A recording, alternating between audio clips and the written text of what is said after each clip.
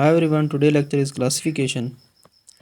जैसा कि हम जानते हैं कि बायोलॉजिस्ट ने अभी तक 2 million kinds of organisms identify कर ली हैं। उनमें से 0.5 मिलियन जो हैं वो प्लांट्स की काइंड्स हैं और 1.5 मिलियन जो हैं वो एनिमल की काइंड्स हैं।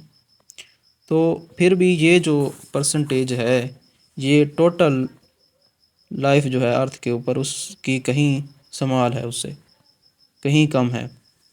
तो हर साल biologist thousands of new kinds of organism discover कर रहे हैं। तो इतनी बड़ी डाइवर्सिटी है, तो इसको स्टडी करने के लिए बायोलॉजिस्ट ने ऑर्गेनिजम्स को क्लासिफाई कर दिया है।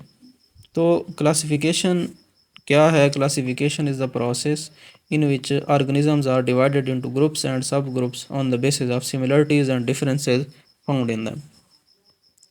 तो ये जो ग्रुप्स और सब ग्रुप्स बनाए हैं, इसका एम्स और प्रिंसिपल क्या हैं? जो मेन एम हैं क्लासिफिकेशन के, वो ये हैं कि to determine similarities and differences among organism so that they can be studied easily. इनको ईज़िली स्टडी करने के लिए एक जैसी सिमिलरिटीज़ और डिफरेंसेस वाले जो ऑर्गेनिजम्स हैं उनको एक ग्रुप में जो है वो डिवाइड कर दिया जाता है, और इनके दरमियान एवोल्यूशनरी रिलेशनशिप फाउंड करने के लिए भी क्लासिफिकेशन इज़ वेरी इंपॉर्टेंट। तो ग्रुप्स और सब ग्रुप्स जो बनाए जाते हैं वो फिज़िकल करेक्टरिस्टिक्स की जो सिमिलरिटी है उसकी बेस पर, और रिसेंट टाइम में जो जेनेटिक्स है उसने ही काफ़ी हेल्प की है कि ऑर्गेनिजम्स का जो है वो जेनेटिक मेकअप उनको कंपेयर किया जाता है, और एक जैसी सिमिलरिटीज़ और डिफरेंसेस वाले जो ऑर्गेनिजम्स हैं उनको डिवाइड कर दिए जाते हैं। अगर एडवांटेज देखें क्लासिफिकेशन के, तो क्लासिफिकेशन जो है वो बायोलॉजिस्ट को ऑर्गेनिजम्स को आइडेंटिफाई और अंडरस्टैंड करने में इस तरह हेल्प करती है कि इनके जो रिलेशनशिप हैं, इनकी एवोल्यूशनरी हिस्ट्री है, उनको ईज़िली अंडरस्टैंड किया जा सकता है, और लाइफ की जो डाइवर्सिटी है अर्थ के ऊपर उसको भी ईज़िली अंडरस्टैंड किया जाता है।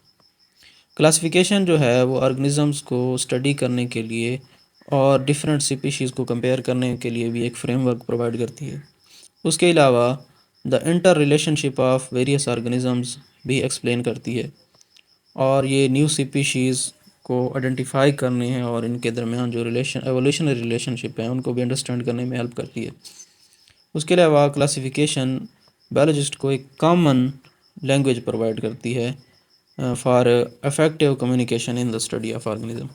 So finally, classification is crucial for our understanding of the natural world, और स्पीशीज़ की कंजर्वेशन और मैनेजमेंट ऑफ बायोलॉजिकल डाइवर्सिटी के लिए भी इम्पॉर्टेंट है। सो enough for today. We will talk about taxonomic ranks in next lecture. Thank you.